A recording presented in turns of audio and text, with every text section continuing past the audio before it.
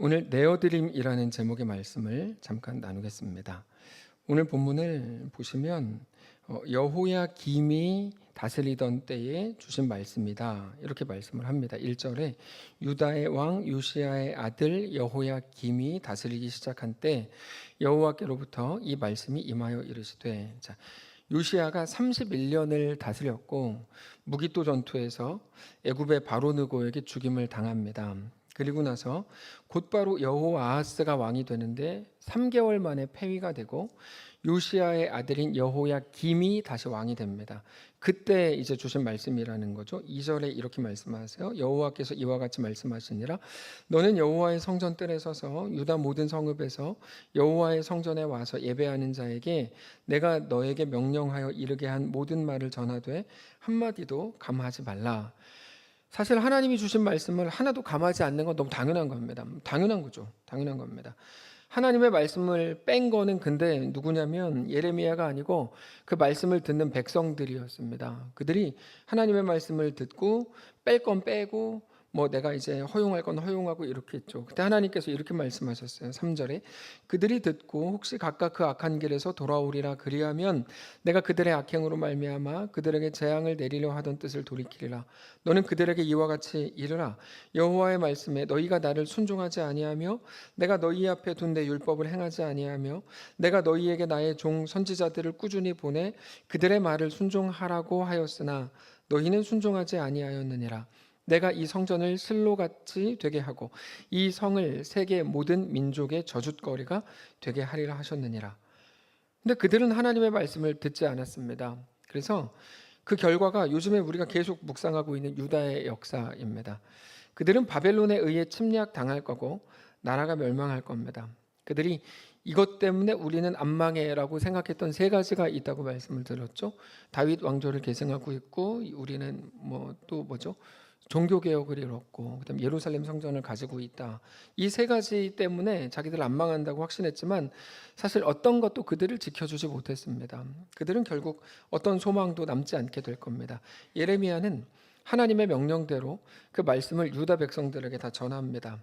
백성들이 예레미야가 하는 말을 다 들었습니다. 일단 다 들었어요. 7절에 예레미야가 여호와의 성전에서 이 말을 하매 제사장들과 선지자들과 모든 백성이 듣더라. 이렇게. 근데 백성들이 예레미야의 말을 다 들은 후에 보여주는 반응이 우리 생각과 좀 다릅니다.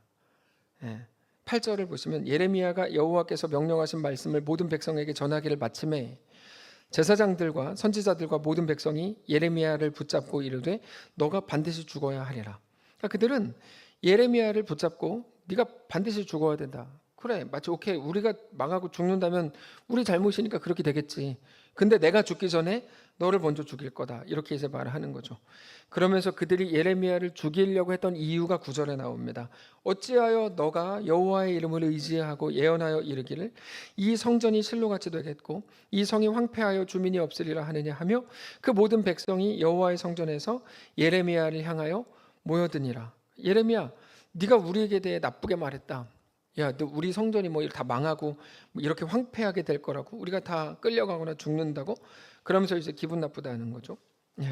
그래서 예레미야를 잡아 죽이려고 모여들었다. 여기까지가 오늘 본문입니다. 우리가 하나님의 말씀을 대할 때 우리 기대와 다를 때가 많이 있을 겁니다. 우리는 우리의 기대라는 건 아무 문제 없이 지금의 이 모습 그대로 편안하게 살기를 원하는 건데 그게 우리 매일의 기대입니다. 하나님은 오히려 모든 것들에 대해서 자주 틀렸다 그러고, 그러니까 돌아서라 그러고, 이제 믿음으로 행하라고 하고 도전해보라고 말씀을 하십니다. 그럼 너무 불편해지죠.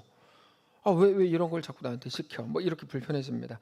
그게 하나님의 말씀인지 아닌지는 사실 우리 속에서 둘째 문제가 되고, 내 감정을 존중받아야 된다고, 그게 제일 중요한 문제라고 판단하는 겁니다. 그렇게 말씀에 대해서 거부감을 느꼈던 사람들이 바로 예수님 시대의 바리새인들이었습니다. 그들은 예수님의 말씀의 실체이신 예수님이 오셔서 직접 말씀을 주셨음에도 불구하고 예수님을 거부합니다. 오늘 대표 기도하신 신민규 지사님께서 예수님 컷. 그래서 아까 오전에 보고 예수님이다 이렇게 이제 생각을 했는데, 예수님이 잡히셨을 때 제자들이 예수님을 두고 도망친 이유도 자기들의 기대와는 다른 예수님의 무기력함 때문에 못 견뎠던 겁니다. 그래서 너무 못마땅했어요. 너무 실망스러운 거죠. 그래서 뭐 저래 뭐 이렇게 생각한 거죠. 그래서 죽이자. 그게 오늘 본문에서 예레미야를 대하는 사람들의 태도로 나타난 겁니다. 근데 중요한 건 하나님께서 오늘 우리에게 이 모습을 보여주시는 거죠. 무슨 말을 하냐면 하나님은 그들을 욕하시려는 게 아니고 야 백성들 뭐 저러냐 이게 아니고 오늘 우리를 보라고 하시는 거야. 무슨 말을 하냐면 우리가 중요하게 생각하는 건 우리 자신이 배려받고 우리의 감정이 존중받는 거지만 그게 우리를 살리는 거는 절대로 아닙니다. 여러분 우리가 존중받고 우리가 배려받으면 그것 때문에 우리가 정말 살아납니까? 그건 또 다른 문제잖아요. 전혀 다른 문제죠. 우리를 살리는 건 오직 하나님의 말씀이고 오전에 나눈 것처럼 하나님의 은혜요 하나님의 위로뿐입니다. 근데 우리는 마치 다른 것이 굉장히 중요한 문제인 것처럼 막 그렇게 하는 거죠. 아마 유영애 목사님 나오셔서 특종하실 때 마음 불편하신 분들 몇 분 계셨을걸요? 네. 아니 왜 갑자기 시켜? 이렇게 분명히 계셨을 거예요. 저 생각하고 있었어요. 저는 몇 명 불편해하겠다 이렇게. 왜 갑자기 시켜? 자기가 하지. 제가 뭐 자기예요? 자기가 하지. 저는 목소리가 나쁘고 노래를 못해서 안 해요. 근데 제가 예전에 필리핀에 한번 갔을 때 주일 예배를 거기서 드렸어요. 근데 갑자기 지금처럼 시키셨어요. 저는 처음에 마음이 불편했어요. 저희가 하지? 저는 생각을 했는데 제가 그때 참 아름다워라라는 찬양을 했어요. 참 아름다워라. 무반주로. 얼마나 잘했겠어요. 모든 사람이 깜짝 놀라고 어디서 온 사람인지 이렇게 깜짝 놀랐죠. 그리고 막 찬양을 했어요. 그때 제가 생각했어요. 사실 우리 예배는 막 이렇게 뭐죠? 막 뭐 하고 막 이렇게 딱 미리 막 그러면 좋을 수도 있겠죠. 근데 사실 이렇게 3, 4, 5 모여서 예배를 드릴 때 오늘 누가 특송해 주시겠어요? 이게 원래 초대교회 예배거든요. 뭐 저희가 초대교회 때 살아봤나? 안 살아봤어요. 이게 자꾸 질문을 그렇게 하시면 안 돼요. 자, 근데 그래서 제가 한 거죠 질문을. 근데 특송하시겠어요? 그럼 하고. 그래서 3, 4, 5 모여서 같이 드리는 소그룹 예배에서는 그분의 음성으로 우리도 같이 찬양하고 오늘 대표기도 누가 해주시겠어요? 그럼 그것도 뭐 미리 며칠 전에 연락해서 오늘 뭐 구역 예배인데 대표기도 해주시겠어요? 그렇게 하지 않죠. 그냥 그 자리에서 같이 부탁하고 같이 기도하고 같이 예배하고 저는 이게 너무 좋은 예배라고 생각해요. 아웃리치나 선교 가보시면 아마 다 아실 거예요. 갑자기 불러서 같이 찬양을 듣고 같이 기도하고 한번 고현 집사님은 설교도 하신 적이 있어요. 고현 집사님 제가 설교문을 드렸거든요.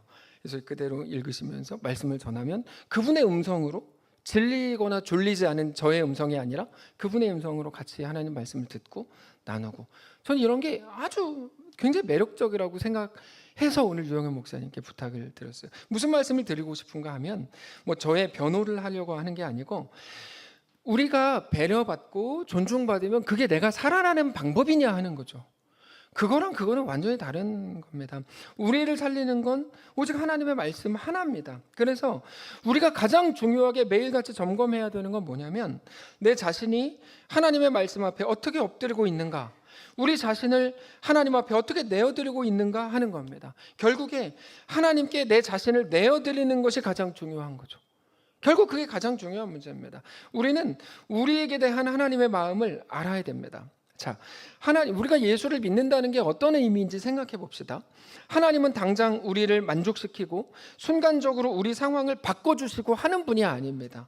왜냐하면 하나님은 왜 그렇게 안 하시냐면 여러분 잘 생각해 보세요. 하나님의 우리에게 대한 목적이 있기 때문입니다.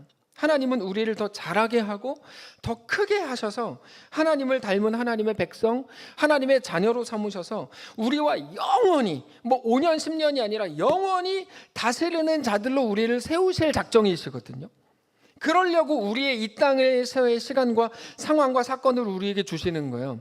근데 우리 앞에 있는 상황을 하나님의 능력으로 바꿔준다면, 매번 바꿔준다면 자라나게 되는 우리의 인생에 하나도 도움이 안 되는 거죠. 하나도 도움이 안 돼요. 다 해주는데, 부모가 다 해주는데 너 오늘 숙제 갖고 와, 아빠가 해줄게. 애가 잘할 틈이 없죠. 자라날 틈이 없죠. 근데 우리는 매일 그 기도하는 거 어쩔 수 없어. 그 기도 하십시오. 그거 뭐라 그래요? 기도 그렇게 하겠다. 당연히 저도 그렇게 기도하죠. 그렇게 기도해요. 그러나 하나님이 누구신지는 알아야죠. 올바른 신앙이 무엇인지, 하나님이 우리에게 요구하시는 게 뭔지는 알아야죠. 물론 도움이 되면 하나님은 그렇게 하십니다. 그래서 우리 기도에 자주 응답하시기도 하고, 특별히 우리가 감당하지 못할 시험을 허락하신다는 게, 우리가 감당하지 못할 시험 당함을 허락하지 않는다는 게 그런 의미입니다. 결국에 우리의 한계와 우리 성향과 우리 실력을 하나님이 너무너무 잘 아셔서 그때 내가 이 문제를 해결해 주는지 아니면 해결해 주지 않아야 우리가 자라날 건지, 그건 우리 자신이 아니라 하나님이 잘 아신다는 거고, 그래서 하나님이 우리를 결국 자라나게 하실 작정이라는 겁니다. 우리를 하나님 닮은 하나님의 백성으로 완성하실 작정이라는 겁니다. 우리가 살아가면서 만나게 되는 모든 사건, 그 모든 건 뭡니까? 결국에 하나님께서 우리를 자라게 하시는 훈련 코스인 거죠. 여러분, 너무 명확하지 않아요? 여기까지는 사실 어려울 게 하나도 없는 거예요. 그럼 우리가 어떻게 해야 될까요? 그 사실을 알고 나서 알고 믿는 자가 되어서 우리 상황과 사건 속으로 들어가야죠. 네. 하나님을 안다면 하나님이 누구시고 나는 누구인지, 하나님이 내 인생에 뭐를 행하려고 하시는지를 안다면 그거를 알고 믿는 자로 우리의 사건과 상황 속으로 들어가야 됩니다. 이게 기독교 신앙이라고요. 하나님도 모르고 내가 누군지도 모르고 내 인생이 뭔지도 모르고 그냥 좋은 일이 일어나면 감사하다 그러고 나쁜 일이면 뭐 불편한 일 만나면 억울해하고 서운해하고 원망하는 게 전부였던 삶을 이제 중단하고, 누가 저 사람이 나한테 뭐라 그랬어? 진짜 기분 나빠요. 이제 그런 말들 좀 그만하시고, 이제는 우리 하나님을 믿음으로 우리의 길에 마주서야 한다는 거예요. 더 이상 어떻게 잘 정리를 해서 말씀드립니까? 제가 이번 주에 이런 글을 읽었습니다. 저는 너무 좋았어요. 그래서 제가 적어왔어요. 뉴욕은 캘리포니아보다 3시간 빠릅니다.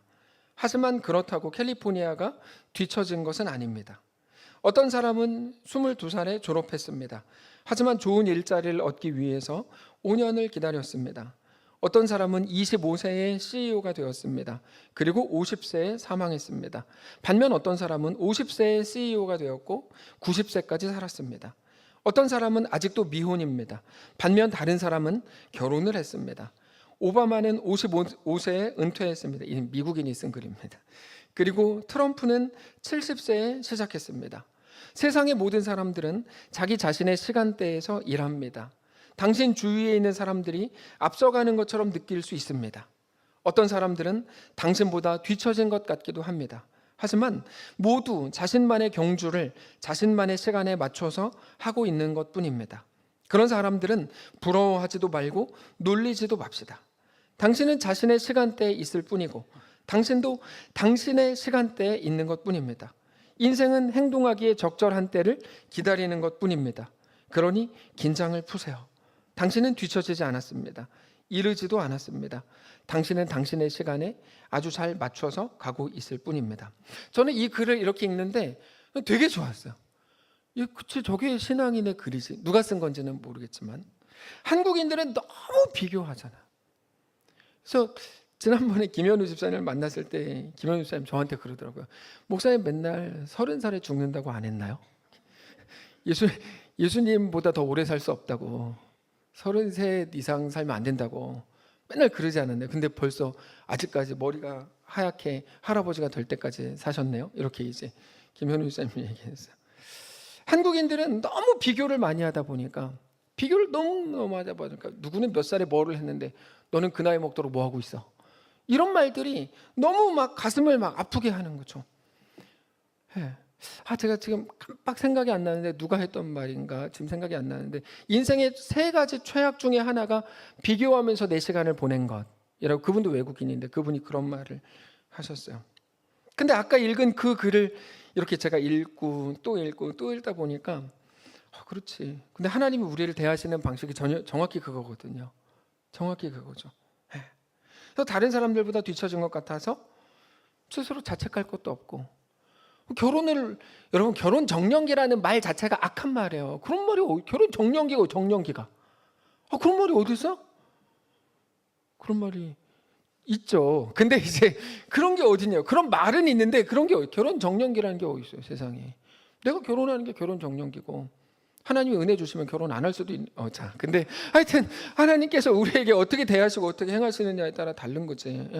자꾸 비교하고 맨날 뭐 뭐 남들은 뭐 몇 살에 뭐 했고, 남들은 뭐 몇 살에 키가 몇 센치까지 컸는데 넌 지금 45인데 키가 왜 그래?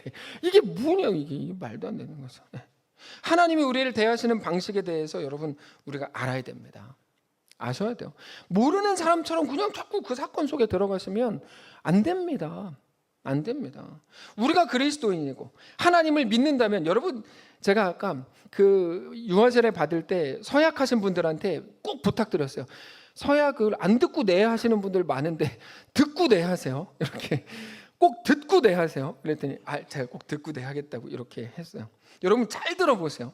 우리가 그리스도인이고 하나님을 믿는다면 하나님이 누구신지, 지금 내 삶에 어떤 일을 행하고 계시는지를 알아야 됩니다. 알아야 됩니다. 정말 그거를 알고 그거를 믿어야 됩니다. 그래서 지금 내 앞에 있는 일들이 나를 영원히 망칠 수 없고 오직 하나님이 나를 살리신다는 사실을 아셔야 됩니다. 그게 기독교 신앙입니다. 기독교 신앙. 네. 우리가 그렇게 예수가 나를 살게 하고, 단지 예수라는 티켓을 얻어서 죽어서 천국 가는 게 아니고, 기독교가 예수가 나의 소망이고 예수가 나의 진짜 전부라고 하는 온전한 믿음과 그 믿음에 의한 걸음과 결정이 오늘 우리의 삶이 되시기를 주님 이름으로 축복합니다. 그래서 우리는 우리 자신을 그렇게 점검해야 돼요. 우리 오늘의 삶에, 우리 마음에 말씀으로 성령의 감동으로 다가오실 때, 가르치실 때 우리의 삶을 그렇게 하나님 앞에 내어드리십시오. 오늘 또다시 하나님의 사람으로 하나님께 우리 자신을 내어드리는 거룩한 성도들로 서게 되시기를 주님 이름으로 축복합니다. 찬양합시다. 알 수 없는, 보이지 않는, 끝도 없는 막막함, 그러나 예수 살리시는 분, 우리 믿음으로 함께 고백하겠습니다.